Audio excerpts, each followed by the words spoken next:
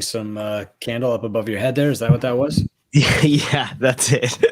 Just setting the mood with my above head candle. It's morning prayer ritual. Good morning, bam.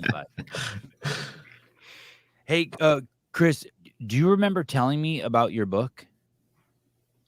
The Millionaire Gym Owner book? Yeah. I don't remember actually like texting you about it or anything, but maybe. It's a loaded question. I'm setting you up. Yeah. So totally. sorry, the answer is just no. So. Yeah, dude, how could you not tell me about it? You guys, I text Chris. I'm like, hey, will you come on the show? He's like, what for? I'm like, oh, just to catch up. You know, I just want to catch up and hear your voice and like just feel around and talk about what's going on in the world of the gym business. And he said, yeah, sure, no problem, I'll be on. And then last night at 4:00, Susan's like, hey, dude, he got a new book. I'm like, what? Yeah. What? So I went in the garage and got on the assault bike and listened to that thing at 1.5 time. Holy cow, dude. You should be so proud of that thing. Thank you. Yeah, I am. Thank you. In my car, recently, I've been listening to Napoleon Hill. I don't know when he wrote this book. I'd never even heard of this dude. Probably Sousa turned me on to him, but he's a guy from the turn of the century, and he wrote a bunch of like, I don't know what you would call them books. Like, they're kind of like how to set values or character books. I guess some people might call them self-help books or how to get rich books or business books, but I guess it depends where you are in your life. But it was interesting as I was listening to your book. I was like, man, the title of this book, what's the name of the title of the book? Millionaire Gym Owner.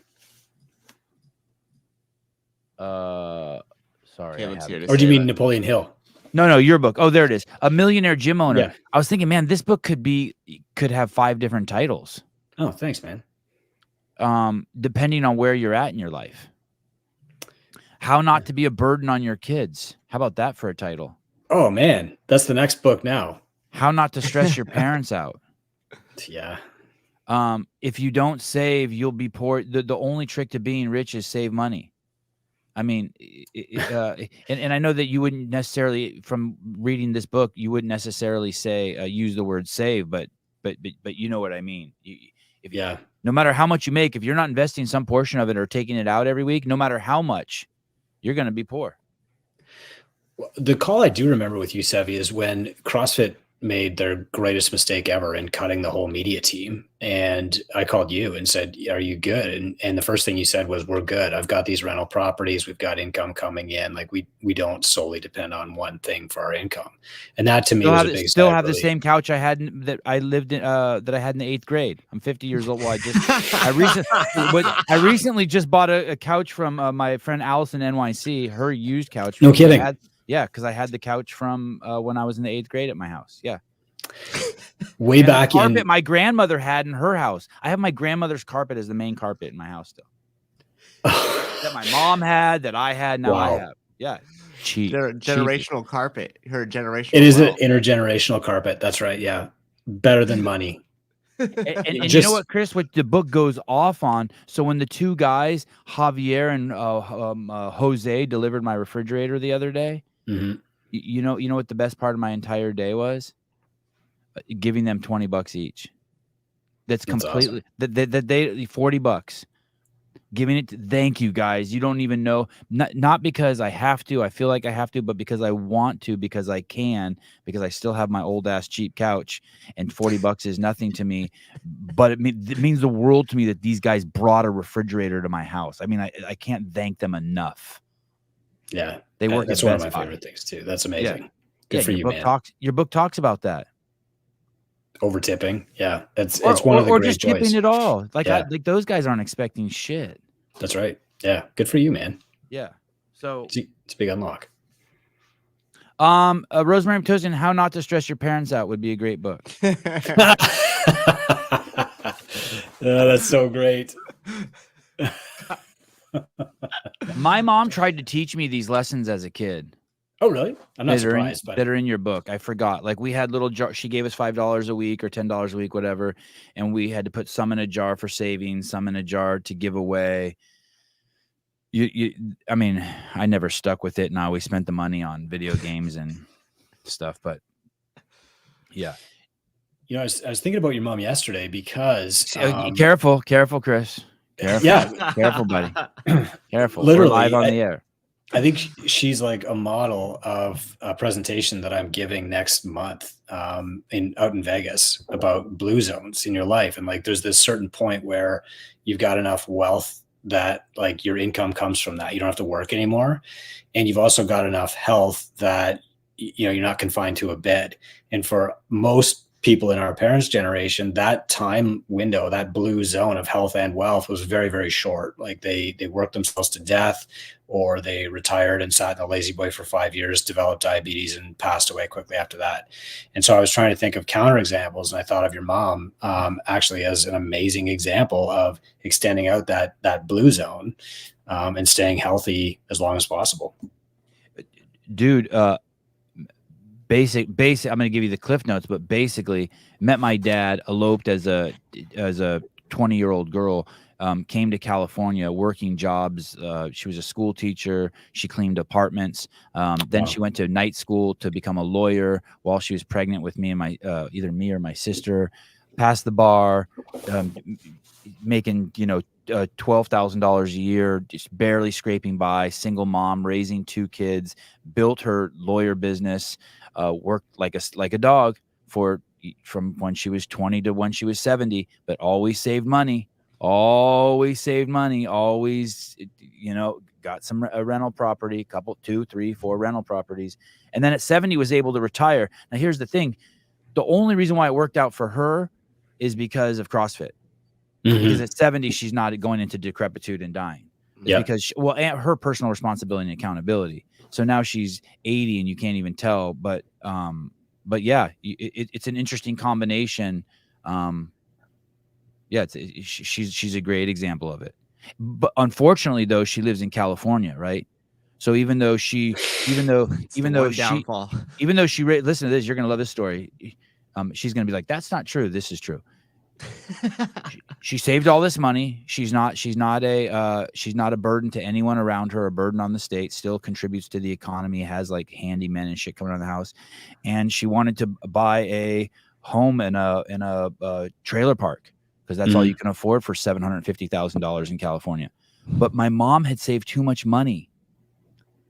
And so she wasn't eligible to buy the $750,000 trailer home in Santa Cruz, California, because if you have too much money saved in the bank, you're not eligible to live in that community. Good old California. You're punished. You're punished for what? You're punished. You're punished. Squatters got more rights. I showed her. I'm like, Mom, for $750,000, move to San Antonio. You could be like mega mansion. You don't have to live next to the meth heads. Yeah, it's crazy. Wow. It's crazy. I know we live in a place. Yeah. Wow. This book's not a joke. It's fun. It's funny. This is not to poo-poo on you at all, Chris, but Souza could have written this book. This is how Souza talks. Like when I talk to Souza, like I feel like he read your book like 10 years ago. I feel like every time I talk to him on the phone, he's plagiarizing a paragraph from you, or you're plagiarizing a paragraph from him. This really is the guide to how to become a millionaire.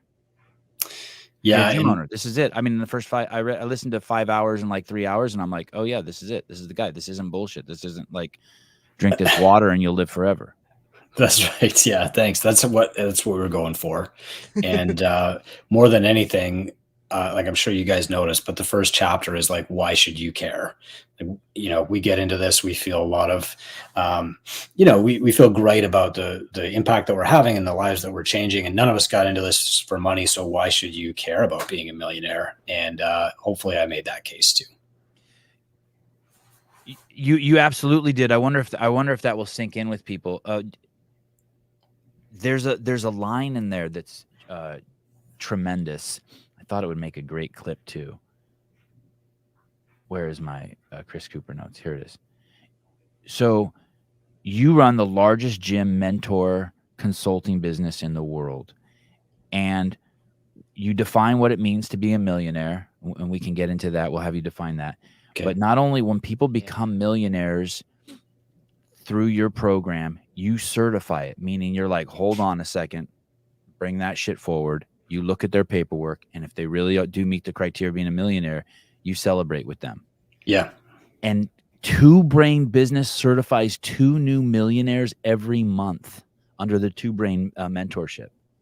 Yeah. That's the mean Oh, average. dude. Damn, that's awesome. Well, we audit because I'm a skeptic, and most of the stuff that you see online is, it's set up to look good. Like I have all these properties or all these investments, or I've got this jet, but these people are usually so leveraged that if the interest rates went up 1%, they'd be bankrupt. Any little thing knocks them off the horse. And so we audit these people to make sure that they're legit, and $1 million in net worth is like the first milestone to them, knowing that their legacy and their gym can last as long as they want it to. Can you tell me, and you have a team of 50, is that correct? Yeah, it's bigger now. It's like 70. Yeah. Okay. Wow, So the Two Brain Business is 70 people, and those people, they have success. They're not the people telling you, go on. Yeah, no. So the mentor team is selected from our clients, and they're picked for a few things, but like one of the things they have to be is the most successful, and or they have to be successful. We don't want people up there, spouting off opinion that they haven't done themselves, or we want people who are inspirational because they've done it, but also they've got the experience that they can share, and that includes the highs and the lows. None of us did it easy. When I started talking about this book when it first came out, I was tagging a lot of the co-authors. There's 14 of them that share their entire story in the book. And a lot of them were like, oh, okay, I'm a little scared for you to have this out there. And I'd say, why? Like, you should be proud. Oh, because my gym isn't perfect yet. And if somebody shows up to my gym, they're going to see like, I got a broken barbell in the corner. Or they're going to see like class doesn't always start on time. And, I think that's really good for people to hear too, because they think like you just make your gym more and more perfect, and that's how you make more money and eventually succeed. And that's not the case at all.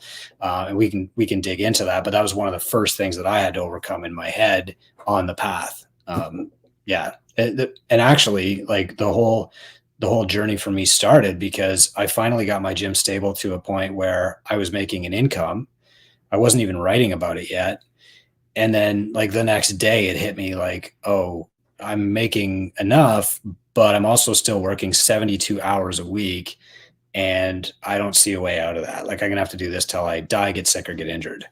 And I had just recently had a powerlifting injury, and it scared the hell out of me. So I started looking for ways to create that end state for myself, the finish line. When you have, if you have a guy who is, let's say, 200 pounds overweight, and he loses the 200 pounds, and he's got a picture of himself on the wall, and it's him from 15 years ago, and you walk in there and you see that he's still skinny, and you're a fat dude, that dude can say some crazy shit to you.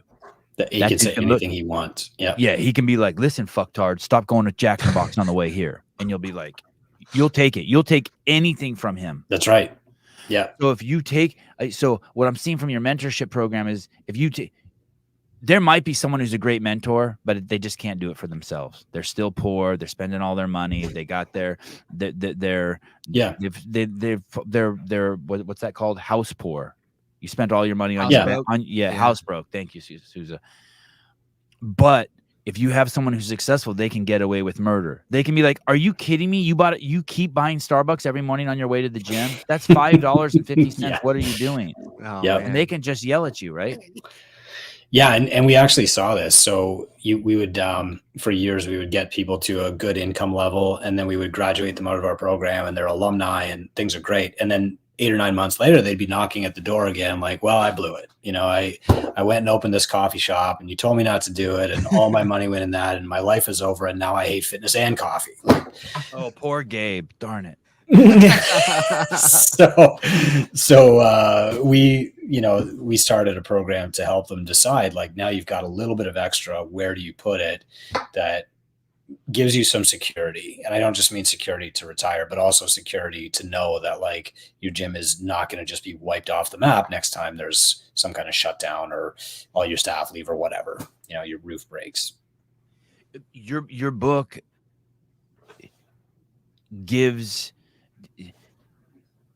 gives the whole thing. Like you go through the math. You basically say you need to do this, this, and this, and there's like 5 parallel pathways the entire time in the book. So like if you're like, you can't make any excuses. You can't be like, well, I'm not doing Bitcoin. Well, we have this other idea for an investment, or we have this other idea, and there's all the different ideas going down that path.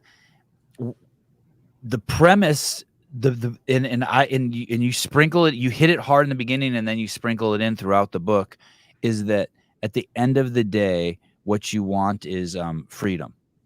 Yeah, that's really what wealth is. Are you blown away when I know a lot of rich people who still aren't free. They didn't use their wealth to become free. Isn't that, does that? It owns them now, huh? Or what you mean? Or it's kind of like this. This is going to be a crass example. I apologize. But the difference between having a harem and cheating on someone is that you're just honest. If you're dating, if you have like six girlfriends and you're honest with all of them, you have a harem. If you're not honest with them, you're a cheater. And so there becomes a point where you're like, where are you going, Sevy? There becomes a point where you have enough wealth to where you don't have to play the game with society anymore. Like you can start chilling. You don't, there's there's these societal pressures that other people and games that they're playing that you don't have to worry about. You can slow down. You don't have to be in as much of a hurry. You don't have to wear those clothes. You don't have to live up to your wealth. It just doesn't matter anymore to you. Yeah, it's true. And some people actually years ago would call this FU money. Like we're just not supposed to care anymore. But it's, and there's some that's where happiness resides too, right, Chris? Like the more, right? Like when you're just like, oh, I don't have to always put on makeup when I leave the house. You get this. There's definitely an underlying factor of confidence. You know, when you walk in a room, just knowing like you're not going to struggle with things that other people in the room are struggling with, like that does feel good sometimes. But, you know, the example that you used when we started the show is more what I think is actually happening when gym owners become wealthy. Is it's not FU money, it's help you money. And, you know, where you find happiness is not lording it over these 2 dudes that brought your fridge in. You find happiness in giving them the $20 that they didn't expect. And I think, you know, I figured it out around the same time that you did, that like that's where happiness comes from. It's service without servitude, and it's like generosity without taxation or like, you know, forced generosity. It's empowering to reward people for how you want to see the world. I want to see these 2 dudes were so polite. They came in my house. They delivered my fridge. They were quick, efficient. And it was empowering to me just to be able to reward them, to contribute back to them. It feels good for you, and hopefully it encourages them to do the same job at the next house too. You know, it's like those are the people who should be succeeding, and by and large, those are the gym owners who are out there. Nobody got in it for money. Everybody got in there to help. And if you give those people money, they're just going to help more. They're not going to turn into Scrooge McDuck type, you know, caricatures of wealth.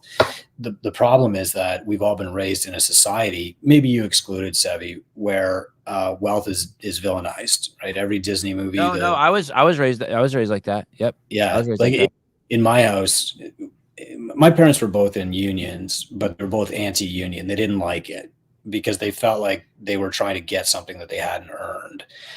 But like we were also taught, like, you save money, you put it away, you tithe, and you put it like in savings accounts, like you never spend, like you, and the people who don't do that are like the wealthy miser hoarders, and they're greedy and they got their money from somebody else. And that's just not true, at least not with gym owners. And so these are the people who should have the money that gives them the leverage to do better things in the world, from tipping the refrigerator guy to opening more gyms and saving more lives.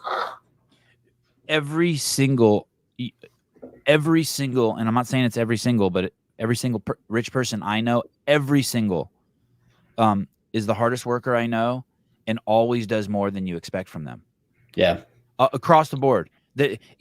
Every single like really rich person, like Greg, always does more than is expected of him. My God, like, I don't know if, always, if you remember Sarah this. Cox, the lady, the California peptide guy. I can't believe she works harder than I do. Hardest working person I know, and most generous person I know, and always does more than you expect of her. It's crazy. Delivers every Oh time. yeah, everything. Yeah. It's like Every holy time, shit, everything she every does. time, yeah. Everything she does. Yep. Everything Yeah. she does. There was a lesson on giving that I actually got from Greg, and I don't know how many people knew this, but like in the last year of CrossFit for Hope, the foundation, like it raised, I don't know, 1.2 million, and it cost Greg $3 million of his own money to do that, right? Because he'd done so much promotion, and he had flown us down to St. Jude to write about it, and all this other stuff, right? Flown us to Kenya to write about it. And at the end of that year, he sat us all down and he's like, okay, he definitely did not regret making that personal donation himself. But he said, instead, what we're going to do is we're going to find one place where $10,000 makes an immediate and profound difference and just give them the money. Instead of like spending $3 million to raise $1 million, that's kind of a drop in the bucket for these worthwhile but huge charities. We're actually going to find like the client in the gym who like needs a new bed for her paraplegic son. This was an exact example that he gave. And we're just going to give her the money. And that's basically formed my philosophy of giving ever since. I don't donate to like the Canadian Heart and Stroke Foundation. We buy bikes for 70 kids a year. We don't send $5,000 to like the Cancer Society. We send kids an Xbox when they go into the hospital. Like, Yep. And that all came from Greg. That's awesome. But anyway, I think why do you do that? Do you not, like, getting down to the nitty gritty? Do you not trust? Why do you do that? Because 10 cents of every dollar will go to the cause. I had this discussion with my dad the other day. I wanted to send I knew someone that died, and I wanted to send a gift to their living member, and I wanted to send them a really nice candle that they wouldn't buy, like a $250 just crazy nice candle. Yep. And my dad's like, what does that do? And I'm like, well, someone had to make that candle. Someone has to deliver that candle. You're giving someone that they wouldn't buy themselves. He's like, well, wouldn't it be better? My dad's like, to just buy a tree in their name, donate to a tree project in their name. And he was so furious with me that he couldn't see what I was going. He wanted me to give the money to a charity and then a tree be planted in that person's name. And I'm just like, man, if I'm going to do that, I'm just going to go out and buy the trees myself and plant them and be like, take a picture and be like, hey, I planted these in my yard for you. Yeah, exactly. Which is still meaningful. Right. But no, it's exactly what Matt said. It's bureaucratic seepage. You give $100 to this thing, and of course they have operating costs that they have to maintain, and they have offices that they have to maintain. And by the time it actually reaches the researcher, or it reaches like the caseworker on the ground, it's 10 cents now. And so I hate that. Bureaucracy is my biggest hate, and the only hate in the world. And so what we do is we just go straight to the bike store and buy the kid a bike. Yep. Cut out all the BS. Yeah. Chris, I'm sure you have people, especially now, people are going to come to you and be like, okay, I want to be a millionaire. And by being a millionaire means you have a net worth of $1 million, meaning if someone gave you 6 months, you could, and I just choose that time arbitrarily. You don't say that in the book, but if I could walk, so anyone could walk up to Sevan and be like, hey, we need $1 million cash from you. And within 6 months, I could get it without using any credit. I could, whatever. Yeah. Yeah. Without credit, that's important, man. Yeah. Right. I could liquidate my shit and get it, even bring you a suitcase, a duffel bag full of $1 million. Before we talk about what the first steps are, that is what the Two Brain Business, is that the end goal of Two Brain Business? Is that one of, like, for your staff, it's like, hey, we want to make people independently wealthy? Is that? Yeah. But some people are not at that point of their journey where they're really ready to embrace that yet. So the first goal is like, get your gym paying you. And then the second goal is we want your gym to pay you as much as you need for the life that you want, and a little bit more. And the third goal is to take that little bit more and invest it somewhere so that you've got security, you've got growth, you've got like capital that you can leverage to buy out other gyms, etc. Early in 2018, we were talking with Greg about, like, what about these affiliates who are failing? And at that time, there were even like a large number, but nobody was talking about them. And he said, that's what's supposed to happen. Like this is just like how the free market works. And the weaker gym folds, and the owner of that hopefully gets a job coaching at a stronger gym, and the clients follow them to the stronger gym, and the stronger gym gets even better. And that's true. And it happens naturally given a long enough timeline. But if you can accelerate that timeline and you make some gym owners really successful, then you speed all that up. And so what's actually happening with a lot of people in the book right now is they're buying up other CrossFit gyms, giving those owners, letting them keep some equity, which is amazing, hiring them as coaches and just letting them do what they love, which is coaching CrossFit or whatever it is, while the more successful owner takes over the marketing and takes, basically turns that into a business for them. It's amazing to see it happen. A practical example you give in the book, by the way, when I asked Chris, so how do you get on the process to becoming independently wealthy? And he said, well, there's a few first steps, and maybe he'll give us some more road signs. But Sure. Before you start, some of the signs that you're ready to make that leap are you're no longer doing the marketing, or you're no longer doing maybe it's the onboarding, or you're no longer doing the taxes. Like you have systems, and can you explain that? Like some of the signs that, oh shit, I'm ready to kind of make the next step. Yeah. So basically it's like the gym can run without you. And so a lot of people will immediately say, I don't want it to, I want to be the coach. Awesome. But it could if it had to. So if you had to take a month off because you were opening up a new gym across town, you could do that. If you had to take a month off because you're having a baby, you could do that. If you get sick or injured, or you're going to Cancun, wonderful. Like you can do that. And that's the key. Like before you invest in anything else, you should have a gym that can run like a business. It doesn't need your constant presence, doesn't live all up here in your head. It doesn't require you to be there 70 hours a week. Like fix those problems first and then start thinking about the future. What does that mean? It doesn't live up there in your head? I think this is the part that scares me. Yeah, this was my biggest problem, right? Is like I fell for the myth that if I was a really great trainer, I would have a great business. And for years, I just believed that. Like if I get the next certification, my business will grow and people will think that I'm better. And like that's all bullshit. That is a straight up lie. People write books just about how false that is. But the problem is that we're happy to talk about training. We're happy to talk about fitness. But when it comes to the actual business, we don't tell anybody else how it should go. So we don't say to the staff person, hey, you should be here 10 minutes early. And like, here's what a good warm up looks like. And here's what you should be wearing. And, here's how often we're going to like check in and talk about how well you're doing. And, here's how loud you need to be. And so over and over and over again, I would hire these people with a lot of promise. I wouldn't tell them exactly what to do. I would keep the instructions up here in my head. And then I'd be really surprised when they failed. And it took me probably 5 years to realize that people couldn't read my mind, and I had to just write it down. Yeah. And that was a massive unlock for me. Matt's laughing because it all seems so obvious now, because I think we all went through that, right? Like, I hear Matt go through it. I'm like, hey, dude, what's up? Can you talk? And he's like, no, I got to go back to the gym. And I'll be like, what for? What for? It's 5:30, and I know you have 5:30 to 6:30 off. Like I know his schedule. And he's like, oh, because I have to talk to one of my coaches because this happened. I'm like, oh, but 2 months ago I heard you say that to the coach. I got to tell him again. I'm like, holy shit. Yeah. But it's kind of like raising kids. Exactly. It's like raising kids. I've said the same thing to him like 500 times, and it's like, I guess you have to find different ways to say it. Wow. Okay. Hector Trinta, Sevan, thanks for this show. They add value. Yeah, of course. I love having Chris on too. I have a garage gym, and I'm looking forward to growing it. To grow awesome, it and affiliate. Where should I start to make the business part right? Go to Start a Gym. So all my books are free today, by the way, if you want to go on Amazon and get them. If you go to startagymbook.com. Oh, shit, I bought your book yesterday. Can I get a refund? Yeah, I can mail you. No, you're giving, Sevan. You're giving. That's a giving.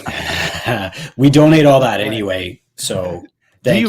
Do you really? Yeah, man. Since day one, the money that we make from book royalties gets donated. So crazy. I probably can send you $1.76 back. But I'm going to have to shake down a kid who I probably gave a bike to and be like, Fair is fair, Chris. You better fair get is fair. You better get a paper route. Fair is fair. Where's my money, man? So What book should he start with? sorry, actors. He should start with the Start a Gym book. I mean, the reality is the people who grow the fastest and get to millionaire status fastest are the people who start right. There are a lot of gyms in Two Brain where we have to spend years fixing mistakes that they made at startup, and that's what slows you down. Like the gyms that come into mentorship before they even open, or even the people who like read that book, the Start a Gym book, they skip over like 4 years of beating your head against the wall. That's not an exaggeration. Like they get to the point I was 6 or 7 years into gym ownership in their first year. And one guy just actually broke our record. He opened up with 117 paying members on day one, Jimmy Davidson. Wow. Yeah. So you can get this for free today. You just go to startagymbook.com and that'll route you directly to Amazon, and you just like click the Kindle and you get it for free. And if you want to pay for the paperback, wonderful. You're buying a little piece of a bike for a kid. Oh, that's where it goes.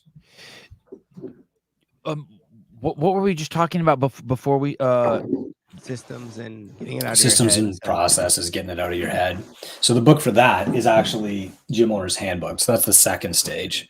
So if you think about the stages of business, the first stage is ideation, which is just like you're trying things, you're trying to get good product market fit. That's the Start a Gym book. Startagymbook.com, you get it for free.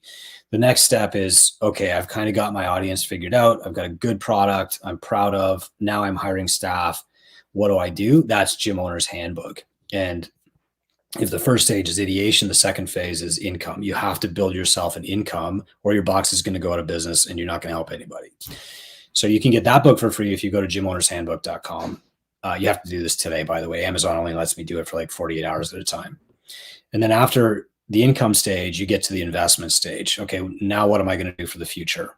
And that's where you're buying more gyms, or you're just like buying real estate like I do. You can't really do that as well in California, but maybe you're taking your money out and putting it somewhere else, deferring taxes even, having a tax strategy will make you more than most other investments you can make. And so that all third of this stuff is clearly laid out in the book. Oh yeah. Sorry, Clearly. I'm No, keep going. If you go to millionairegymowner.com, you can get that book for free today. And then, the fourth phase is really impact. And that's where you're just doing stuff for free in your local community, over tipping the delivery guy, speaking at local universities about entrepreneurship. And that's kind of where I'm headed next. I should have showed my kids me tipping the refrigerator guys, or I should have had my kids do it, because yesterday we were at a stop sign off the freeway and it was pouring rain and a guy was begging for money, and Avi goes, "Hey, why don't you give him money?" And I said, "Because I don't need the service he's giving." And he said, what service is he giving? I said, "Well, when you see him, what do you think?" And he says, "I feel bad." And I said, "Yeah, I feel bad too." And I go, "So what would giving him money do?" He goes, "It would make me feel better." I go, "Yeah." I go, "I don't need that service." Like that's what you're buying. Yeah, that's what I'm buying. I'm buying the fact that like that's a profession, and what you're doing is you're making people feel sorry for you. And also I was in that profession, so I know most of the people who are in that profession are also, they have other jobs. They're thieves and they do drugs. Those are their other two primary jobs. But it was interesting. I wish he could have seen, like, he would have been like to me, "Well, hey, did you have to pay that guy, the refrigerator guy, money?" And I would say, "No, I wanted to, because that's how appreciative I was of the service." I mean, that's the thing too. Let me say something, or ask you a question that's really self-serving. Why did you take it upon yourself to make sure that the behind the scenes happened? I know you didn't expect me to ask you this, but I don't remember exactly how it went down, but you basically reached out to me. You said, I don't even know how you knew I was going to do the behind the scenes. Maybe someone told you. And then you said, you called me. Oh, I called you? I did. And we were just talking. And what did I say to you? We were mowing the grass at one of our rental properties. And you said, "Hey man, one of the best things that CrossFit's ever done for its affiliates is tell stories." And, you and Mike Workington and Tyson and, you guys were master storytellers. And the best story to tell is the behind the scenes stuff at the games. And I agree with that. I love those stories more than I love like who wins. I love it. And you're the master of that. And actually that's how we met, but that's a different story. We and met so at the games while I was filming behind the scenes. we met at the Canada East Regional in 2012, and Oh. I was the media director because everybody else they hired quit before the event started, and I was the now I'm last man remembering. standing. Yep. And you were out on the floor with your ball cap pulled low, and I was like, "Who the fuck is that guy? Get out of here!" And you were like, "Sorry." And then later on, I was like, "Actually, that guy is like the boss of my boss of my boss of my boss." I probably shouldn't have done. But yeah, I agree. Like the very best thing that we can do for affiliates to help them grow is to get these stories told. And I'm very lucky that I get to work for affiliates, but I don't have to work for HQ. And so when an opportunity to help affiliates comes up, whether CrossFit HQ is going to support it or not, I can just do that. And, it falls back to Greg's original principle of like, find a place where this much money will make that much difference and just give the money. And that was in my head as you were saying it. And before you even stopped talking, I was like, let's do it. Like, mind made up. I don't think I wasn't good. Was I trying to pitch you on it? I don't think. No, you would never do that. You call me and you were telling me about it. And my son and I were mowing the grass at one of our rental properties. And as soon as you started talking about it, I was like, this is an amazing opportunity. And I'll be candid. Like at the same time, CrossFit was asking us to sponsor more affiliate summits. And so we were debating doing that. And I was like, this will help affiliates way more. And so that's what we did. And I remember thinking, and maybe this is a poor man's mindset, but I remember thinking, and my dad was always guilty for the money he made, even though my dad worked so hard. My dad was always guilty because he came from a very poor upbringing, so he always felt guilty for money he made. And he would express that to me like it was a fact, like he should feel guilty. But then I didn't contact you for a month. You're like, okay, Sevan, send me an invoice and I'll send you over the money. And then a month later, and I was like, man, I don't think he know. He must have been drunk or something. And a month later, you contact me. Yeah, geez. And then a month later, you call me and you're like, hey, are we going to do this or what? And I'm like, well, I haven't even told you what I'm going to give you. You're like, oh, it doesn't matter. And I'm just like, what is going on here? And then I read your book, and there's this a section in the book that the whole reason you do what Chris Cooper does is because you want to get to a place to give away $1 million a year. Yeah. You know what? I don't remember what a that was trippy in the book, but yeah. That's in the Millionaire Gym Owner book. Okay. I've never heard anyone have that goal ever. Like it is nice being nice. And of course, only the people who have money can give money away, but I've never heard that as a goal. Well, so I was having this conversation with our CFO, Bob Govro, at the time, and he's like, this was about 1.5 years ago. And he's like, some of the people on your like higher level staff are saying that your motivation is dipping. They're a little bit worried about your energy. And I was like, yeah. About you personally? Yeah. Like what's going on? And I was like, well, to be honest, I'm old. What do you mean? I'm old. Yeah. I'm withered up. I'm a dry sponge. Exactly. I can try taking like a testosterone patch if you want me to, but no, I was just like, Two Brain is bigger than I ever thought. My gym is great. Like I have everything I need and then some. I don't even have to worry about putting money away for retirement anymore. Like we're good. I still drive a 2017, GMC truck. Like I don't care about that stuff. And he said, well, what's the best thing you did last year? And I was telling him, like, this was the first year that we had bought a bunch of bikes for local kids. And we had set this all up with this bike shop, and we had bought like 52 or 54 bikes. And I was like, that's the best. It was awesome. And also we gave 10,000 to this and 10,000 to that. And he's like, well, how much did you give away total last year? And I said, it was probably around 100 grand. And he's like, what if you could 10X that? So forget about 10Xing your business or your income or your profit or your savings. Like, what if you could 10X what you gave away? And I just kind of went, holy shit. And from that moment on, just had like renewed energy to grow everything. And so it's our mission now to give away $1 million a year for the rest of our lives. And 2023, we did about 250,000. This year, we're already like well over 100,000. Some of that is donations. Some of that is just like that kid needs a bike. Some of that is angel investment in cancer research or other causes like that too. But like right to the entrepreneur, not to the Cancer Society. You know what else is interesting about that? Thank you. You're doing it. Greg never did those things for brand value. No. He did No. those things because he could do those things. And you're not doing it for brand value either. You're doing it because you can do it. Well, I think it's part of happiness. Like you have to hit a certain level of wealth. And most people in our economy actually have hit that, right? Like a low income person in the North American economy is still wealthier than any other person in history. So we've kind of achieved that level of wealth. The problem now is like, if we're so smart, why aren't we happy? Like, why are none of us happy? And when you start thinking about it, you start thinking about what actually makes you happy. And the paradox of wealth is like, what makes you happy is giving it away. For me anyway. And it maybe for Greg, I don't know. I went to Africa, and I lived at home with my mom, and I was working for this company called Vitamin Angels, and I was making $1,000 a month, working 80 hours a week, flying all over the world. And when I went to this one village and I was filming, and there was a guy there, and he had 5 kids, 5 grandchildren. The mom, they were 5 grandchildren from his daughter who's dead, from 5 different fathers who weren't around. And this was in a village where there were no objects, right? Like they didn't have pots and pans. Everyone lived in teepees. It just didn't look anything like you had seen. There were no stores. They didn't have any, they didn't buy stuff with money. It wasn't like that. Prehistoric shit. And when I was there, the father was like 80, 70, 80, 90. He was old, very frail. And when I left, I bought him 5 goats, I think. Wow. When I came back 2 years later, he had a wife. And it was because of the goats I bought him.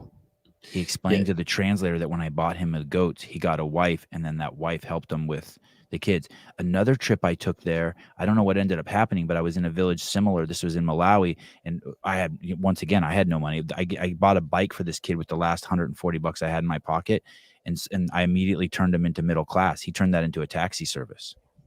Yeah, exactly. It was crazy, dude. It was crazy. That's what I love about a bike. And, that's why I'm not just giving away free CrossFit Kids memberships at my gym. I'm giving bikes because, like, if you're a kid, and to be honest, like, we give them to foster kids first. So last year, every kid in foster care in our city got a bike from us. Wow. And that's cool, dude. Thanks. Yeah, it was awesome. Really cool. Yeah, because we lived on bikes as kids. I'm sure you did too. Exactly. That's why I lived on my bike. Yep. A bike can be a path to entrepreneurship. You can get a paper route that still exists. It can also be a path out of a really bad situation. Like if you have to get away from, and that's why we do bikes. And fitness. And it was the only fitness I ever got. It was the only fitness I ever got. I didn't even know I was getting fit, but I just rode my bike everywhere. Yeah. Yeah. You want to meet with your friends? They're 1.5 miles that way. Like go.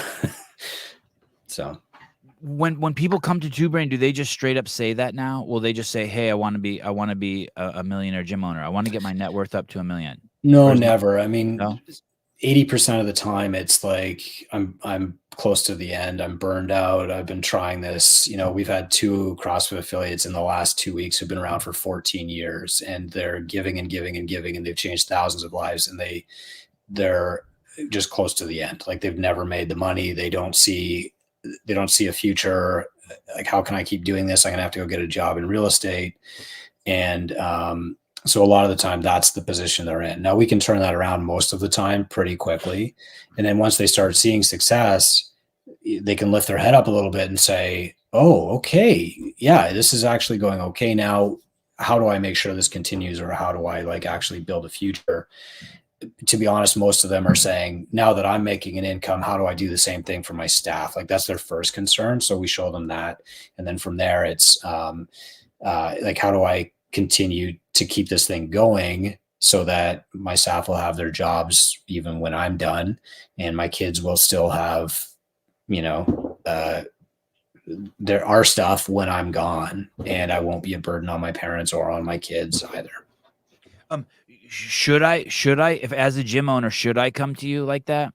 Should I be like, hey, Chris, hi, this is Sevan. Hey, what's up? Dude, I listen to the podcast. I'm ready, dude. I've been doing this Yeah. for 5 years. I'm ready. Get me on the path. In 3 years, I want to be like, okay, I'm working 5 hours less a week, and I can see my retirement. In 10 years, I want to be like, holy shit, I'm working like 5 hours a week, and I'm fully like, I see that I'm going to make $60,000 the rest of my life. And Yeah. if I didn't lift another hand. Yeah, that's right. I mean, definitely you want to be emotionally ready. And I wasn't until I had to hit What does rock that bottom. mean? What does that mean? Emotionally ready. What does that mean? What are you Well- going to ask them to chop off their hand or something? Yeah, I mean, prove it, right? Like hurt yourself. Yeah. What do you mean? No, it's ready?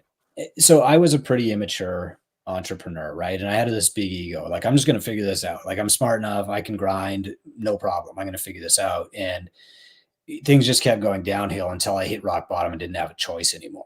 And that's when I sought help. Most of the people who come into Two Brain are more mature than I was, and they're ready to accept help now. And those are the people who ascend fastest. And, you know, there's a lot of them in this book who they showed up and they said, I'm tired of trying to figure this out, screwing up, making mistakes, feeling like I'm failing. You just tell me what to do and I'll do that. And 2.5 years later, their gym is super profitable. They're a millionaire. They have like an Airbnb asset down in Arizona. This is like the Taryn DeBriel story from the book. And it's just because they said, I'm ready. You know, it doesn't matter like how much revenue you're making or not making. It's in your head. Are you ready to accept help? Just like your client's ready to accept coaching and fitness. Give me an example. Give me an example. Give me an example what that looks like. Yeah. If someone maybe it's you have to give me an example of someone who's not ready, but give me an example so I can kind of objectify it. Yeah, I mean, there's a bunch of examples in the book, right? So one of the best examples, man, and this is the most fun affiliate owner you'll ever meet. His name is Jake Fields. He got kicked out of 2 CrossFit gyms, and he's like, "But I just love this." I don't know how he got kicked out. I just love this. I need to buy, you know, a Rogue cage and I need to put it in my garage. So he calls up Rogue and he puts it in his garage, and then his neighbor comes over, and then their neighbor comes over. And before he knew it, he's got a dozen people working out in his garage. Like, you guys know this story. It's so familiar. And then he's like, geez, I better rent some space. And so he rents some space, and that becomes CrossFit Devotion. And then he becomes like, you know, the best gym in Seattle. And, the thing with Jake is that he's so humble that it didn't take him long for him to be like, I'm ready for some help here. Like, this is kind of happening by accident. Let me get some business help, you know? And so he reached out right away. What does he see? What does he see, Chris, that makes him know what's the first signpost? I think it's probably the realization that I didn't have, and that they're like, I'm good at fitness. I'm passionate about this. I love helping people, but business is a different skill set. And it's like not being able to even pay the bills. Like what, like I'm looking for something like really tangible. Like what is it like, oh shit, Chris just described me. Like I don't pay the bills. I don't know how to do my taxes. Scared to look at my bank account. I don't hire I don't hire a bookkeeper. I don't know how much money is coming in March 1st on my billing cycle. I've never looked at that report in my payment processor. What's my churn percentage? What's the lifetime value of a customer? What do those even mean? Like where are the next 5 customers coming from? Like, okay. Right. Like you don't even know. You don't even have a plan. You're just like hoping. And like, oh my God, I hope somebody walks in today. Or not even knowing like, hey, if Matt walked into my gym today, would he sign up? Like, if you don't know that or the path to fix that, like you're ready for help. and I didn't know that, you know? So the smart people, the mature people, they embrace that help early on. You know, another example. Sorry, but I took out so then Jake comes to you. I want to keep you back on the story. So then Jake comes to you. It sounds like he has a positive attitude, a lot of energy, and then humility. Humility. And you start helping put him these systems in place. And are there pages in the book like this thing that you talked about going back in the beginning of the podcast where does it live in your head or is it written down? Like first thing you do, what you always have to turn the lights off, always turn the heat down, always make sure that there's a schedule every Monday at 3 p.m. Do you have all of that in the Two Brain mentorship? So I don't have to write it all down. Like, is there a list? 100%. Yeah. It's all there. Yeah. Copy, paste, tweak for your gym, right? Like you guys, you know, you said, turn the heat down. Like that's in my playbook for my staff. That might not be in your playbook for your staff. Right. Yeah. But those things are like, those are the things that like, I saved you $10 here a month. I saved you $25 here a month. Yep. I brought in 2 more clients here a month because of just these things. Like, don't forget to turn your open sign on. Like, don't be if your open sign's burnt out, that needs to be the number one thing you call when you go in the morning, get someone to come fix it. Like, Oh yeah. right? There's these things. You can't have the R light out on your sign out front. You look like a douche. And who do you call to fix it? When you call them, how do you schedule the appointment? Who schedules it? Who pays Oh their yeah, you need a invoice when they wife. show up? You need a wife. Exactly. My wife often jokes that she needs a wife. I can't even make Yeah. a dentist appointment. And don't let Chris is kind of like the way he's talking about it is like, yeah, we have all that set up, but I want to express that will take you years to figure out. The Oh, yeah. first year, you're going to be super gung-ho. You're going to take on the world. You're going to be like, I don't care that I wake up at 4 a.m. and I work until 9:30 every night. I love this stuff. Yeah, call me in about 5 years because you're going to fucking hate it. But what he's talking about with the systems there and to be able to copy paste something and then just massage it to your individual needs saves you an enormous amount of time. Because when I first started down that pathway, I was like, I don't know what I'm doing. So I write this down and it's like, yes. And then where do I put that? How do you disseminate that to your other coaches? Is there a booklet that does that? Do you do that on digital? What happens if it's something that takes more explanation? Does that include a video of you explaining it? Right. So this is not something just to gloss over, and the value that just having systems laid out that you could quickly maneuver to your own business. It's a huge value. I challenge every. I endorse every. I take 3 Sevi. Get the audiobook of Millionaire Gym Owner. I don't care what your job is, doesn't matter. I don't own a gym. I don't want to own a gym, nothing. And I'm already it changed me already. Like it pushed things to my forefront of my brain that I really need to think about. And it does it in a gentle way. The book didn't stress me out at all. Get that book. It's on Audible. I couldn't find it on Apple. Download it. Get on the assault bike. Put it at 1.5 speed and just listen. That's what I did last night. I made it through 3/4 of the book. I'm telling you, everyone, Wow. you will be so happy that you listen to this. It's just going to remind you of some things. Okay, I need to do this. I should do this. Oh, it's going to inspire you. I wasn't stressed out once, by the way. It just inspired me. Yeah. Thanks, man. It confirms some things. All and everything in there is just stuff that people already know. They just it's like movement. It's like CrossFit. You already know it all, but as you go to a gym or your L1, it reminds you. You're like, oh yeah, this is the truth. Here's the steps. Yeah. Yeah. That's what was really important to me. So I had somebody do the interviews for me in the book because I was so familiar with each of these people that I would probably just fill in gaps in my head, and I didn't want to do that. So we hired an interviewer, and over the last year, he went back to them again and again and again. How exactly did you do that? What exactly were the steps? How much money did you do with this? And that's what's in there. So if they told you they did it one way one time and one day the other time, then they can be like, okay, which one was the truth? And they could like pin it down. Like, I don't mean that in a nefarious way, but that's the way life is. Did you really put your right shoe on first or your left shoe first? And those are the details that people who are ascending the ladder want to know. Yeah. And I didn't also just want to just like share what I did, because that's not going to work for everybody. You know, like the last story in the book is Trace Kennedy, and his real epiphany here was like he started a church, and then sorry, Chris. I think this happened last time. We'll do the church. Hold it. Hello. Hi, this is Roland from Best Buy, your customer advocate, calling on the recorded line. Am I speaking with Sevan? Yeah, this is me. Are you going to come fix my fridge? Right, yes, Sevan. Thank you so much for having me today first. I'm calling today with regards to your here from Best Buy. And this order was created on February 7, 2024. Then I just want to ask first, Sevan, your last name as well as your email. My last name is Matosian and my email is sevanmatosian@gmail.com. Hey, could I give you my wife's phone number and you call her? I'm in the middle of a podcast. Would that be possible? Yeah. Oh, okay. Yeah. Oh, you're very, very sweet. Thank you. It's 805. Hold on. I better mute. You should probably mute yourself there. Yeah. Buddy. Yeah. Haley's phone number is. Hey, Chris, I got a question for you. So I'm going selfish with this one here just because it's like legitimately a question that I have. As I'm building staff, I have somebody now, and I have for officially kind of wrote out all the procedures and gave the system of like a GM, right? So like this person I want to run the gym and literally replace everything that I do. Can they also sign up for the two brain mentorship? And then have you work with them as like the head coach in charge? Because I would give them autonomy to make any adjustments or changes that you guys would recommend. Yeah, that actually happens quite a bit. In fact, I put my own managers with a two-brain mentor too, because I don't really just have the time to mentor them or work with them myself. So you find that quite often with people at this level. The gym's going well. I want it to maintain. I don't want it to go backward while I'm working on learning about investments or opening the next location or exploring the purchase of other gyms. So like my save game button is get the manager a mentor.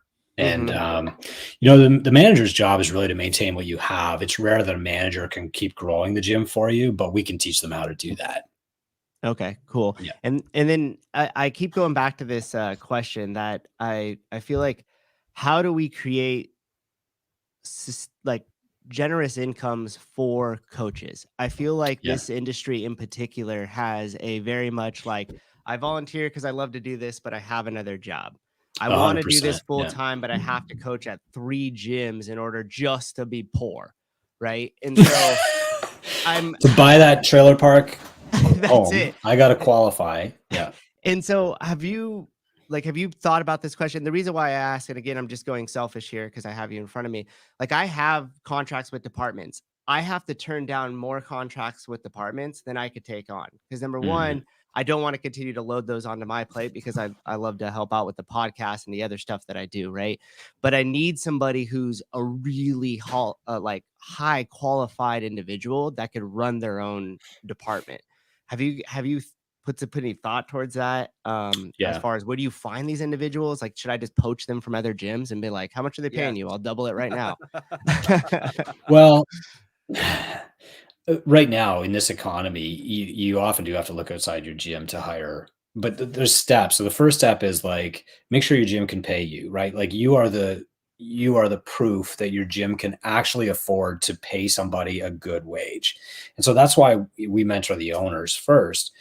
As soon as it can do that, definitely, like, we want to pay your coaches a good wage. And the way that you do that is not like by cutting out income or kicking your profitability down the road, because what you're doing is you're getting somebody to take a risk and quit their full-time job and work for you on this sketchy premise that maybe it'll work out, Right. and it often won't. So you have to prove that your business can afford a full-time person by paying yourself that first. The next step is you have to say, like, okay, where can this person add value and what will I do with the time that I save? So if I've got somebody who's going to be the general manager, for example, that's wonderful. You've given yourself the freedom of time, like that's half of wealth. But what are you going to do with that time? You're young enough that you have to know where you're going to reinvest that time for it to be worthwhile hiring a manager. Like, most gyms are an owner operator business until you reach the point where you're like, I need a little bit more free time, or I'm ready to retire. And so to create that margin of, now I've got this new $80,000 a year manager salary to pay for, what am I going to do with my time to generate that? And typically what that means is that the owner upgrades their marketing skills, or they double down on, whatever that locations or whatever, to create those opportunities. Okay. Makes sense. That was a form of freedom. I can just, on my podcast, take a call from the Best Buy guy. I really mean that. That's my freedom. I made this world so that I can give out your wife's cell phone number for the important stuff. I could just act like a jackass host. People be like, how unprofessional of you. I agree 100%, but it's my freedom. Chris, church story. So there was a gym owner who ran a church. Trace Kennedy. Okay, tell me that story. Had 2 passions in life. First is church, and second CrossFit.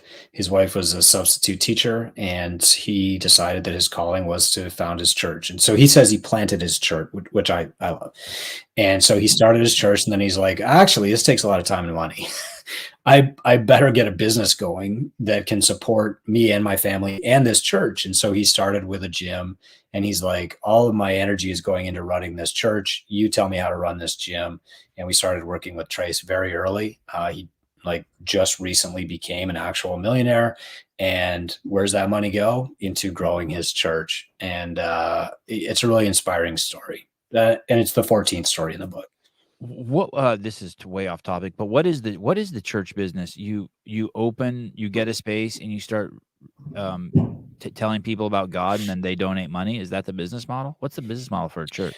Depends what you're in. Like the business model for a Catholic church is very different than a business model for starting up like a Baptist church with one pastor in Alabama, like Trace did. And like there's no college governing churches. You can start up a church this afternoon in your garage if you want to, and create your own path to faith, whatever you call it, right? Like, but churches are. I've never paid to go to church. Like you just go. Like, how do they make money? How do church? Well, you give like tithing or like donations, or like my parents' church is like a collection plate that they pass around. Yeah, they had that. My dad would be like, "Hey, put this in there."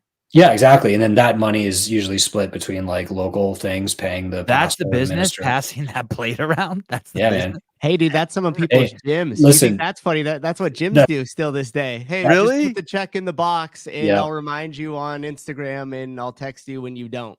Wow. That's how That's this right. show. Hey, that's how this show works. Oh, this is what we've been building to. Okay, go ahead. Just pass the collection plate here, Yeah, Sevi. that's how. I swear to God, that's how this show works. I mean, you were like, "Hey, Sevi, give me the collection plate." I mean, that's seriously how this show Yeah. works. Fuck, this show's a mess. What a mess this show is. It's not true. I mean, in some instances that works just fine, right? So far, so good. So far, Yeah, so good. exactly. Wait till they see what we're hiding in the basement. Oh, Nelly, we're in big trouble. Oh, Pass the plate first before you have the confessional. Do you know any gym that's just stumbled upon success? Sorry, Suze, I know you're gonna ask a question. Do you see gyms that have just stumbled upon success? And if they do, are you weary of it? Are you like, okay, you stumbled upon it, but it's gonna be hard to keep? Yeah, short term for sure. You see that a lot. Like I was the first CrossFit gym in my town that attracted 20 people on opening day. A lot of the early affiliates in big cities, and a lot of them are with us now. They saw this early success, and like what they didn't understand was that the market was good, not that they were good business owners necessarily.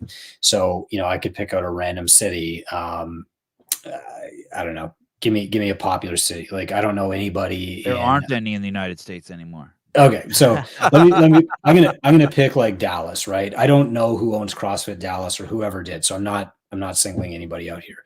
But if you're the first CrossFit affiliate in Dallas and you call it CrossFit Dallas, you are catching this massive wave of early adopters, people who are curious, people who have been paying attention and waiting for a box to open. Okay, that doesn't last very long. And it lasted 2 to 3 years in the States. That's literally what's happening right now in like mid-Europe. And 2 or 3 years ago, that's what was happening in Western Europe. You would open your gym, it would be like CrossFit Paris, okay? And you would just have 300 members and you would say, I am damn good at business. But really, you're not good. The market is good. And that market changes over time. And so that early adopter phase usually lasts 2 to 3 years. And then things start going downhill. And I got this call, I don't know, 3 or 4 years ago from a guy in Atlanta. He opened up the first CrossFit in Atlanta. And he's like, you can't sell CrossFit in Atlanta for more than $79 a month anymore. There's so many affiliates. We're driving the prices down. Now that isn't true. Like there were a lot of good affiliates in Atlanta. Miles Davis, Rick Thompson. Like I can give you, Brandon Brigham. These guys are selling CrossFit for $200 a month, delivering a great product, but they knew what they were doing, and so like, is there like an advantage to some people luck into it? I don't know if it's luck or if it's foresight. Like, hey, I want to be the first person to bring CrossFit to Spain. Like that's smart in my opinion, but like, the tactic that gets you that first 300 members is not going to work for very long. So you have to eventually like set up a real system. It reminds me of the gas station down the street from my house. It's the shittiest gas station in town, and I would never go there except it just happens to be close. And it's just a complete just the way the in and out of the driveway is, the way the curbs are set up, the way one pump's always out of order, the way there's always some crackhead out by the door. It's just like, but they're lucky they got the location and in the market. Everyone wants gas. Yep. Yeah. First mover advantage is huge. Yeah. Hey, so what I heard you just say is you don't need to wait to start reading these books until shit hits the fan. Like shit's really good for you, but you're working 50 hours a week, but you're bringing home, let's say, $100,000 as the owner, you're bringing $100,000 a year. Now's the time to like, dude, don't wait till shit hits the fan. Start reading these books now and put the systems in place now, because this moment might not last forever. And so if you already have made it past the first few rungs, but you don't have an ability to walk away for 2 months from your gym and make sure it survives, then now's the time. Like, do it. Yeah, and more than that, it's like all these things take time. Like when you're starting up, the stuff that you have to do, you can do it in a day.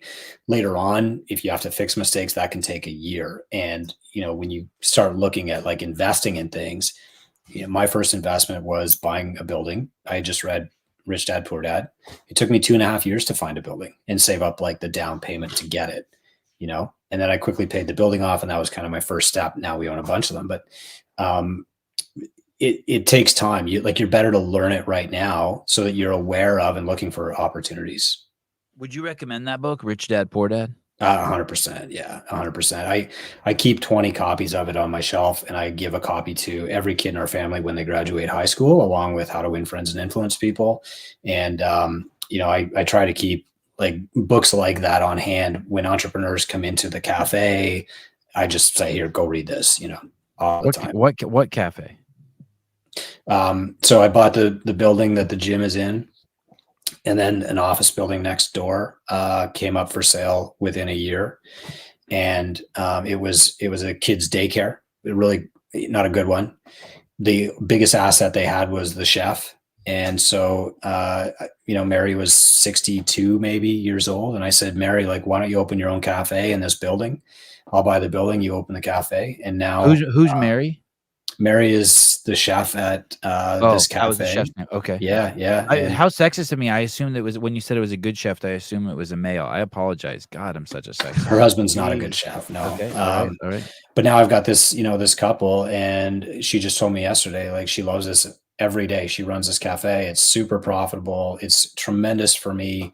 Like twice a day, I'll text her and say, can I have lunch? And she'll just like walk it back to me. Anybody that comes to visit me at Two Brain HQ, like, we eat really, really well. But there was an opportunity for entrepreneurship for her. And like, honestly, that's my favorite thing about gym ownership is most people in our society do not have a clear path to wealth that entrepreneurs do. And so the best thing to do if you ever want to become wealthy or create like freedom of time and finances for yourself is open a business. You pretty much have to do that. One of the easiest and best businesses to open is a gym. And so that's why I'm so passionate about painting that entire journey from starting to like sorting out the mess to actually becoming wealthy for people to attract more people to gym ownership. You can start a gym for $15,000 today and be a millionaire in 5 years. And that's not just TikTok, Instagram garbage. 107.22. That's wild. Yeah. I want to hear more about this cafe. So it's a legitimate cafe where like you have an inspector come and check for roaches and make sure that your soup is hot enough, and like they do all that shit like where they nickel and dime you and mess with you. Yeah, it's this amazing little microcosm. So there's a what's it called, Chris? Feeding Your Soul. Okay. Yeah. Microcosm. Yeah. So there's the gym is connected to this building, which has a cafe, a psychotherapist, and some other small business entrepreneurs in it. And it's just an amazing place to go and spend the day. That's wild. So you own a cafe also? I don't own it. I'm their landlord. Oh, so you persuaded the chef from the preschool to open a cafe in the same spot. Yeah. I don't want to open a cafe, right? Like, as a friend of mine said to me when I was talking about opening a coffee shop years ago, he's like, why do you want to ruin the other thing that you love? Like, you've already got a gym. Right.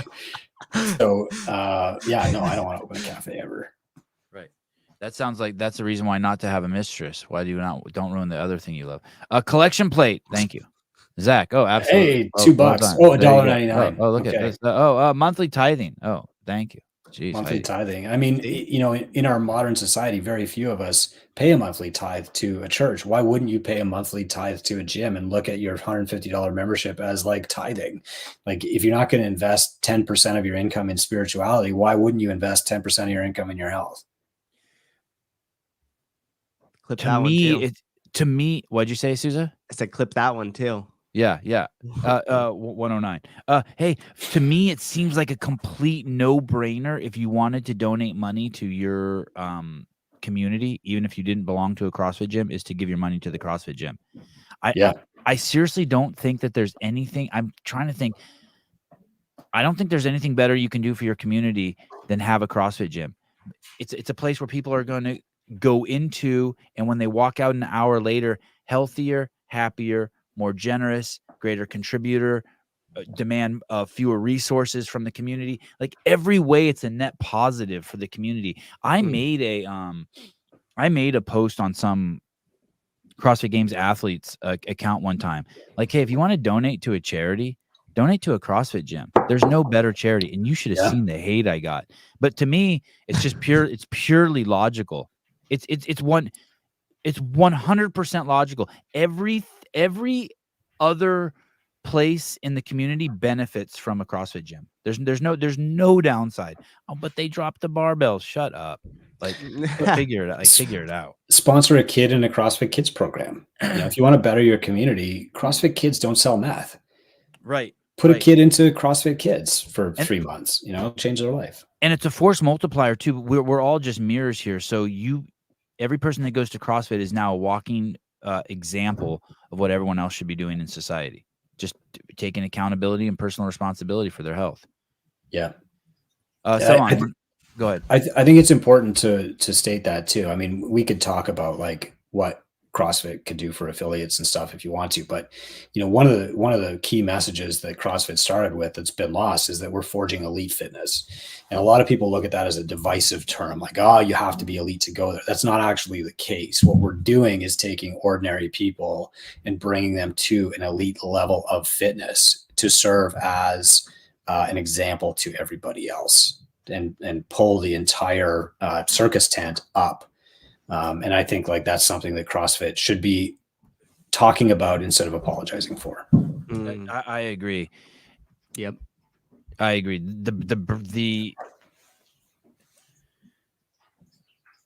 I think the primary element of the brand value is the fact that it's not easy, and that if you do this relative to the other people who are in society today, you should be proud. Yeah. You should be proud. It's hard, and it makes you better, and it makes everyone around you better. You should be proud, and it shouldn't be something that we should shy away from. What do you think about this notion of when you speak about trying to speak to everyone? Well, I mean, unfortunately, like the best law of marketing that just becomes clearer and clearer to me over time is that you have to know your niche really, really well. Like, you have to know who your product is for. It's not for everyone. So when you guys said who should start with Two Brain, like I gave you a couple of things, like you've got to be this and this and this, right?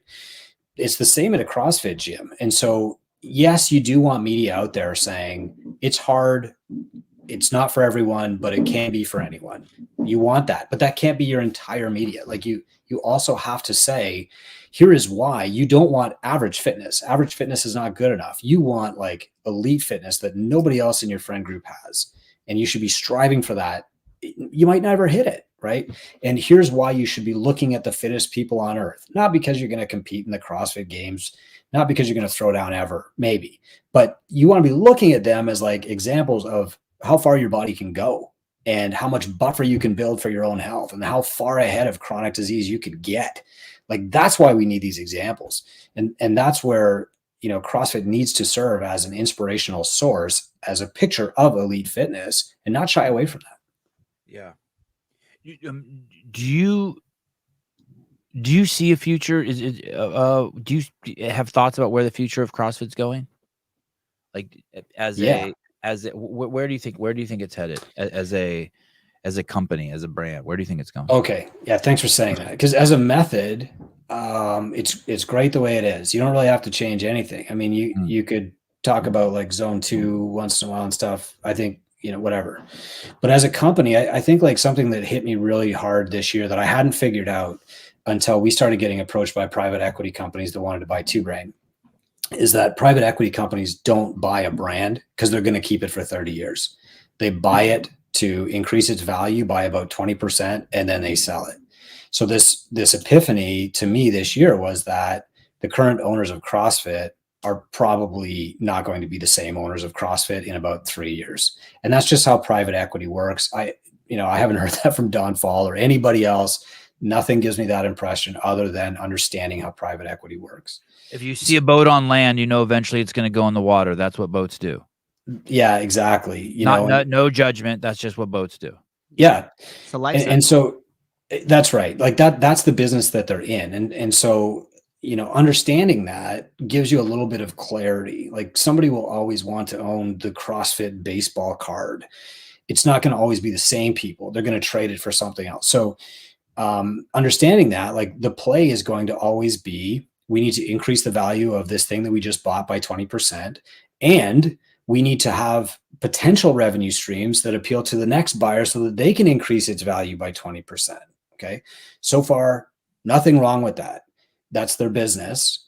But that explains why they will start things like we want to start our own software company. We want to start our own mentorship practice. We want to have our own soda company. We want to settle the NSCA lawsuit as quickly as we can.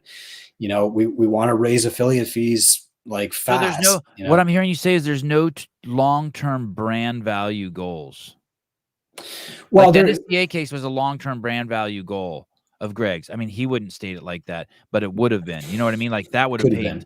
That would have paid huge dividends in 15 years. Massive. Yeah, right. So like there's value to that, but the typical or any private equity company that I've been exposed to, they're not thinking like 15 years. They're thinking like usually a 3 to 5 year time horizon. And what's happened now with most private equity companies is because interest rates have gone up so much, there's way more pressure on them to make back their investment faster. So, if you look at like actual affiliate numbers, they've actually gone up a little bit over the last year. And I can share those with you if you guys want. What numbers have gone up over the past couple of years? The number of affiliates. Oh. So, keep in mind, I don't work for HQ. They've got like the set of books, but if you count up the number of affiliates on the main site over the last year, I've got them right here. That makes sense, by the way, because when the economy struggles, the affiliates go up. When the economy is good, the affiliates go down. Oh, that's interesting. Yeah. Yeah. But so you can kind of imagine why, right? People start chasing their dream job. People start taking the L1 when the economy's bad. 2008 and 9 were amazing for CrossFit. Yep. Yeah. Well, that's great, right? Like, I just got fired from middle management. I might as well try chase my dream. Yeah, I'm gonna chase my dream. Yeah, I love it, man. I never made that connection before. Okay, good. So anyway, and then obviously commercial real estate, right? If commercial real estate becomes available, it makes it easier to open affiliates, right? Totally. Yeah. Unfortunately, if businesses are going under, there's more space available to rent, and rent prices probably get depressed too. So yeah. Mm-hmm. Unless you're in Livermore, and they go up. Yeah, that's where significantly. California sucks. Okay, sorry, Chris, I've interrupted. No, that's fine. So the numbers are trending upward a little bit, which is fantastic news for everybody. That said, like with the affiliate dues going up, like tripling in my case, you're not going to see the full effect of that for another year because the dues don't actually go up until your renewal date. So like if my renewal date's June, we affiliated in June 2008. I won't see the price increase until then, and then, so that's when gyms will really make the decision on whether they're going to stay affiliated or not. I think probably most gyms will. There's a historical, in my case, I feel like there's this historical debt. I should have been paying more all along. I'm happy to pay it. But will it be another raise after that? I don't know. So that's something that like the owners of CrossFit are always going to have to weigh is like, just was a significant rate hike. Can we possibly do that again? And that's going to figure into any valuation in the future. My takeaway from what we just, the three of us just came up with is that if mom only wants you in the house for 3 years, you're not really mature enough to leave the house at the age of 3. What I'm saying is if the owners are only going to keep the company for 3 to 6 years, their vision and their time horizon is not in I don't know if the word's parity, but it's not where the affiliate owners are. I mean, the affiliate owners need someone who has like a 15-year plan. Well, here's the good in order news. to align, right? Doesn't there need to be an alignment? There does, but I'm not sure that has to come from the people that own HQ. Okay, And so the affiliate owners need to, instead of blaming HQ, they need to take responsibility and accountability and step up the process. they do. And the great news is that there are companies, on the edges that are not owned by HQ that are tremendously invested in making sure this movement continues. And I'm talking about noble, honorable companies like Rogue, like Beyond the Whiteboard, like Two Brain Business, who really want to make sure that the method continues, that the community continues, that the movement continues, regardless of who's holding the CrossFit baseball card. And I don't mean to say like that we're at odds with the owners of HQ, nothing like that, but we are invested in the continuity. I have no incentive to encourage CrossFit HQ to sell to another investment group. My incentive is make sure that the movement continues.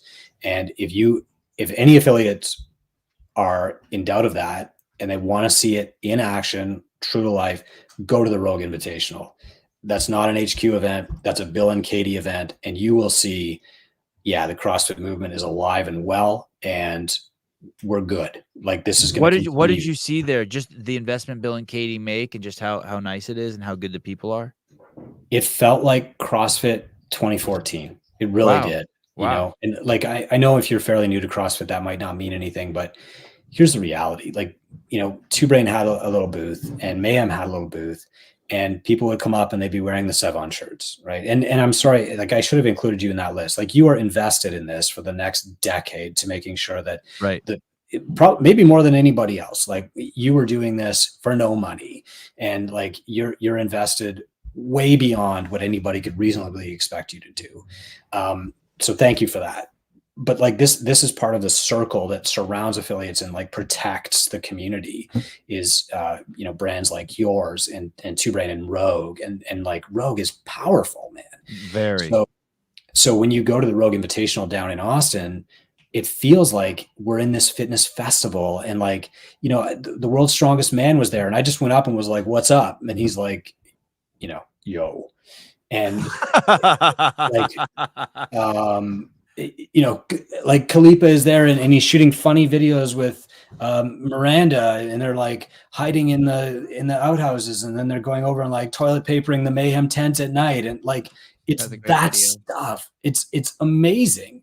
When I first found CrossFit and went to the CrossFit Games, I was blown away because as a hockey player, as a kid, I was like, I just went to an open skate and shook Wayne Gretzky's hand. Like that's how I felt about Jason Khalipa, right? And like that's really true. You shook Wayne Gretzky's hand. You really did do that? No, but that's how I felt when I met Khalipa for the first time. Right.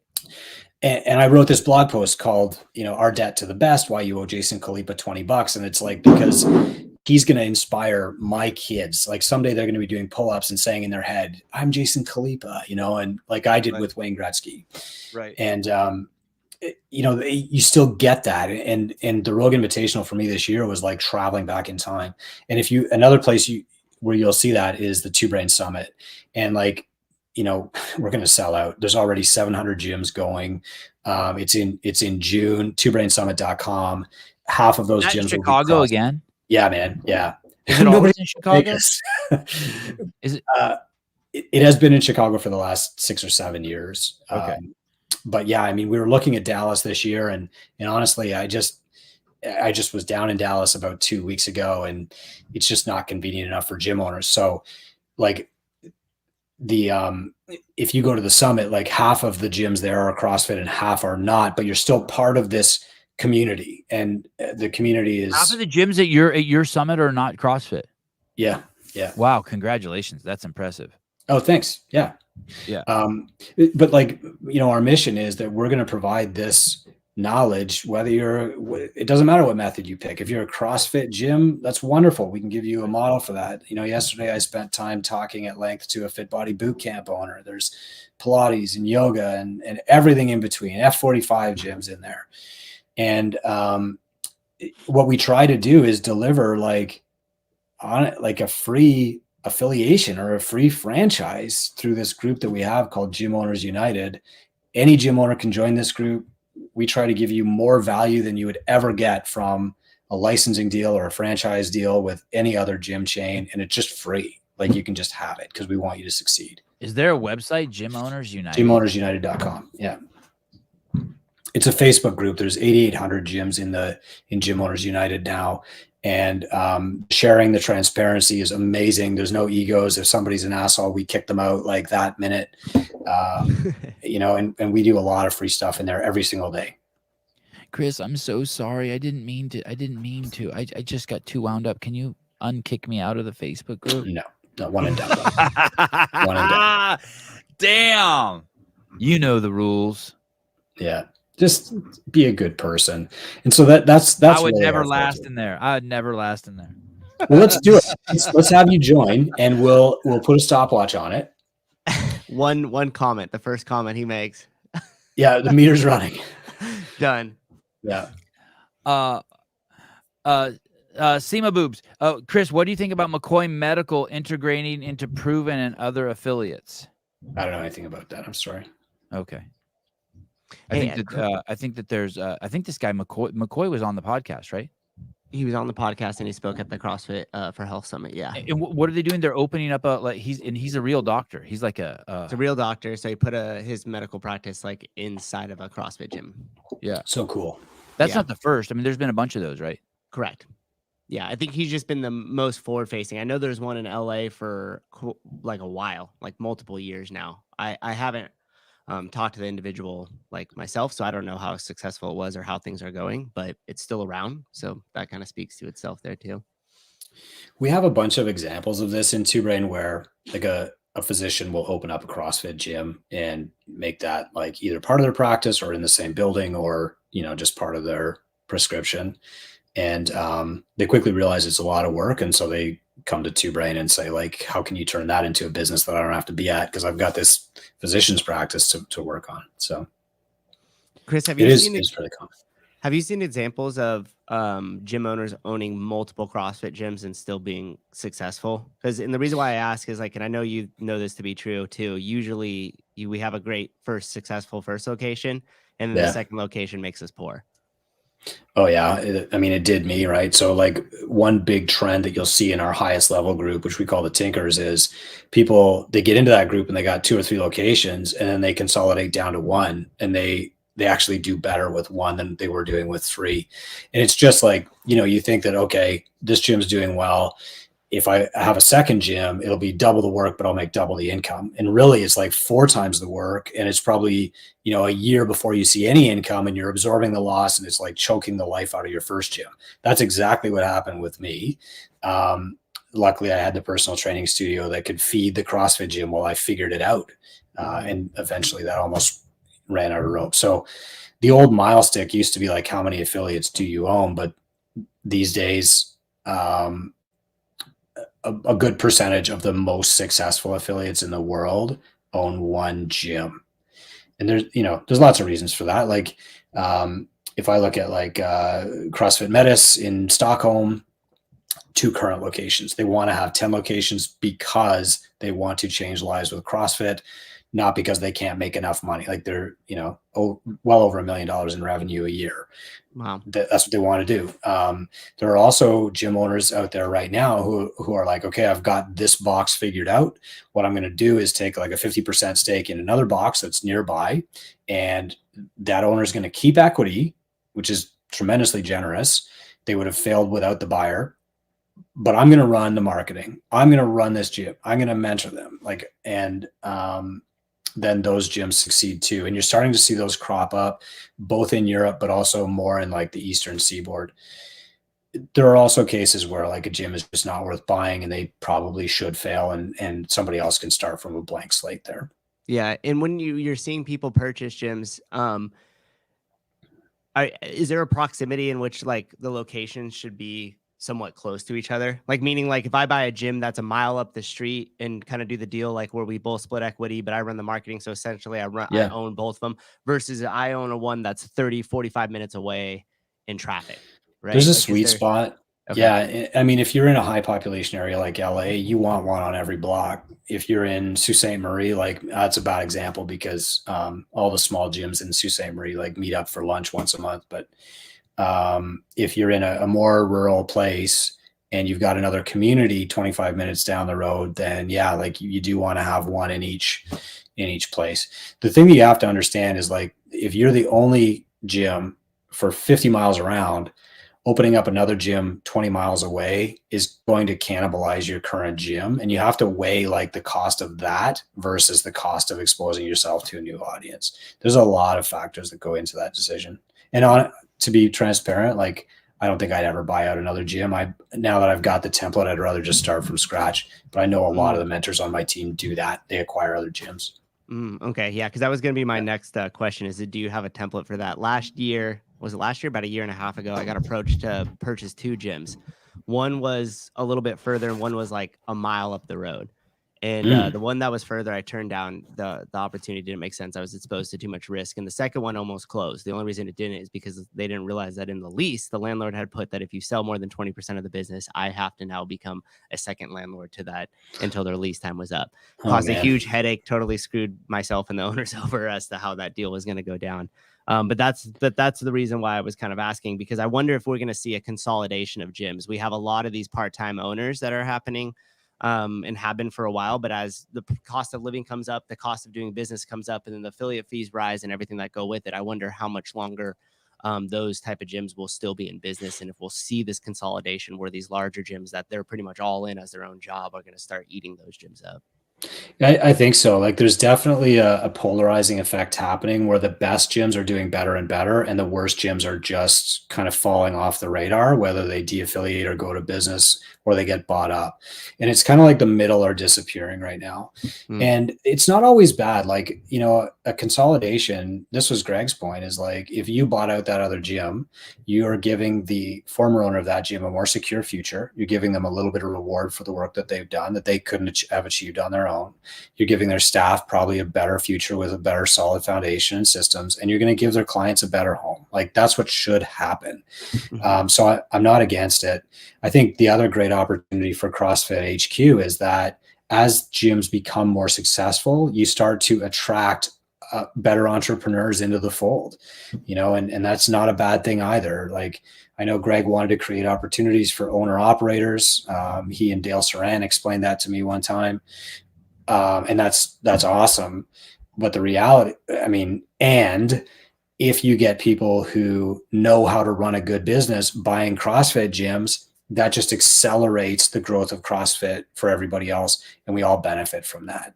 You know, if I've got a CrossFit gym opening up in my city and they wind up being a better CrossFit gym than me, that's fine. Like I will still benefit from having them there because they will raise the profile and scope of CrossFit in my town. Makes sense. Yeah. The name of the book is Millionaire Gym Owner, written by Chris Cooper. You can listen to the audiobook like I did.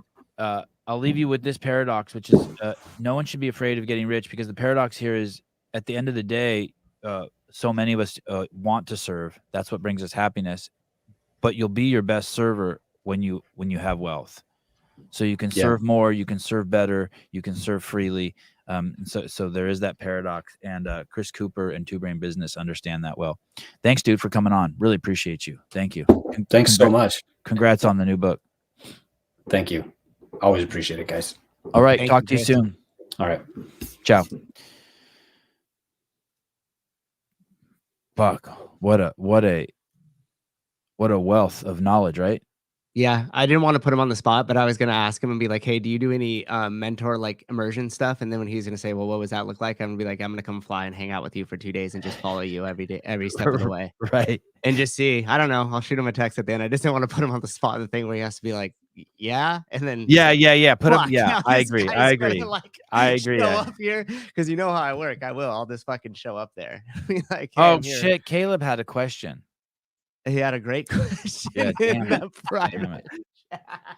Signed up for startup when Sevan had Chris on a year ago. Ryan McFadden is our mentor, and he's been great. Thanks for the great product. Yeah, that's cool. And earlier too, I just want to point out there was somebody in the comments that put like, "Oh, I joined Two Brain Business, and then they wanted to make my gym owner only think about money, and they didn't focus on the base." Listen, you don't fucking own the gym. Okay, your gym owner being broke the whole entire time so you could play fucking online qualifier in the corner with your buddies doesn't mean shit.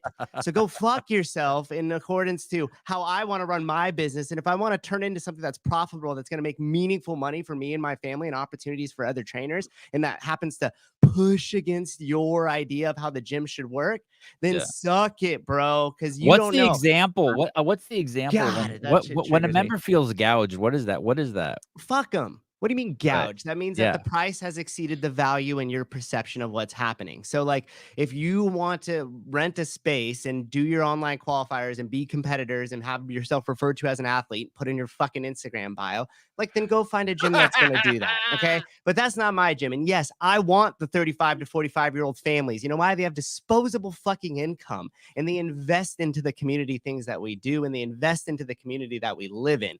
Save the 20-something-year-old that's going to be there all day, that's going to ask for the fucking discount, and that's going to want the highest demand of your time and resources, but then not pay you anything for it. You can't help anyone if you're broke. Graciano Rubio. Mr. Hartle, Spicy Souza. Can we at least criticize gym owners that don't fix their toilets, please? That I will agree with you, Caleb. Yes, if you're I didn't want to say anything, Caleb, only in case you were talking about, like, in case it was too close to home. You wanted to. Well, it's the affiliate I go to. I swear to God, I've gone to this affiliate for years. Have you thought about fixing it yourself? Like, what's the problem? What's the deal? Can you just go in there? Can you just show him with a tool belt? I'm honestly, I'm on the verge of just going to buy the supplies myself and fixing it for him. So it'd be like, hey, dude, so fucking annoying. Does it back up? Does it back up? Yeah, just like you could get like 6 sheets of toilet, but like just 6 individual sheets of toilet paper, try to flush it, and it just won't. And then you're just fucking plunging it. So yeah, I think I'm gonna fix it myself. Dude, there's toilets that scare me so much that as I'm shitting, I'm flushing. It's like a 5 flusher. That's this toilet. There's like there's 3 toilets in the affiliate, and 1 ladies, 1 dudes, and 1 neutral. You should put a sign in the door. Don't shit in this toilet. Yeah. Number 1 only. Number 1 only. Yeah, this is the number 1. Demolished too. First thing in the morning, that toilet gets fucking trashed. It's so bad. No, dude. You know this is a good spouse when she says it just needs a good snake. Damn. All right, guys. Thank you very much. Let me see. Shut Up and Scribble's coming on soon. That will be with J.R. Howell and Taylor Self. And then let me see who we have on tomorrow. Oh, nobody. Oh, good. Well, aren't you traveling? Well, I don't know. I don't know what I'm doing tomorrow. No, I don't think I'm traveling. I'm just I'm going to Cilantro's tonight. Oh, fun. Cilantro's. I think Greg's coming to town tonight. I'll be at the gym from 1 till 9:30 p.m. So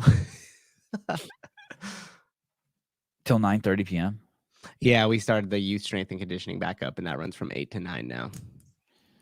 Sevan, just an FYI for today's news show, Google Rachel Dozal fired from teaching job for let me see. Please. I need news stories. Can you guys help me with news stories? She's an activist. Send me news stories. Let me see. Rachel. Isn't this the chick that was part of the some BLM society, and they were like, "You're not actually black"? Oh, she's not a CrossFitter? No. Oh, I don't know if that. Oh yeah, this is the chick that's black but not black. Yeah, that's what I thought. Me and her would have made a great. Yeah, that's her. She's on Milano tan. She's racial fluid. Yeah. God, Chris Cooper gives me hope for all Canadians. He gives me hope for Canada. Yeah, he's a good dude. Heidi Kroom, I'll be your Wisconsin news correspondent. Thank you. All right, love you guys. Talk to you soon. Bye-bye.